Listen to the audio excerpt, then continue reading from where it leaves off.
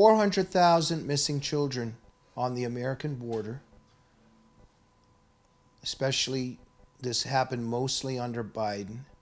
Uh, Something going on there, but these globalists that used Pope Francis, but he's one of them, this border stuff, this flooding of Europe with these illegals and the migrants and the Sharia supporters, the flooding of the United States with the cartel, with Chinese nationals, again with jihadists, with people that believe in Sharia. What are they doing, Mike? Overall, look, how I see it is they hate Trump, obviously, because Trump wants borders and loves America. They're creating a one world global system. They want global governance, and they want a one world order. And I think that makes it easier for Lucifer to control people, but maybe we'll discuss that at another time. But that's what the globalists are after, isn't it? That's why they hate Trump so much, and Pope Francis was helping them in that effort, correct? Right. And that's what the trip of J.D. Vance to the Vatican last weekend, that's why it was so significant. You know, he went there. So a vice president, having worked in the White House, a vice presidential trip takes about a month. At the least amount of time you can spend planning a vice presidential trip is about a month. So from a month back from Easter is when Pope Francis was in the hospital. And yet the behind the scenes, the White House is saying, J.D. Vance is going to be there on Easter. That's a big holiday for them. And they're sending a White House principal to talk to them. They are basically taking over the Vatican messaging for the weekend. A month out, Pope Francis gets better. And what happens? McCarrick gets killed. He dies. He just dies and passes away out there in Missouri.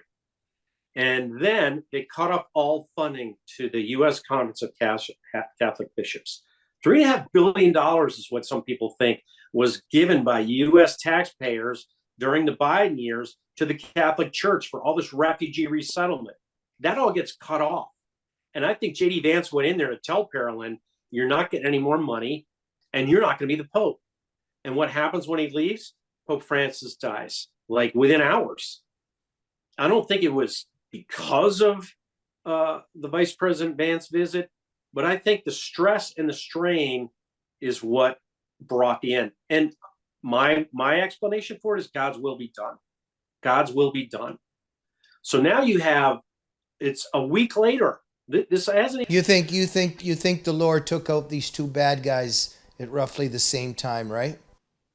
Yeah, the Lord did, or somebody working on behalf of somebody else did, with the Lord knowing about it.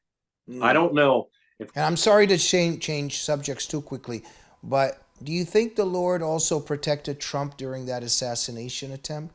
Absolutely. And if you look at what Trump did on Easter, I mean, I've been to White House Easter egg rolls for years. That's the first time a president came out and spoke emphatically about Jesus from the Truman balcony to the public. That's a big moment. This is a lot. There's a lot of spirituality in the White House right now. They had a lot of public spirituality in the run up to Easter, and they sent J.D. Vance into the Vatican, and the Vatican starts falling apart. And now Trump is going over there this weekend.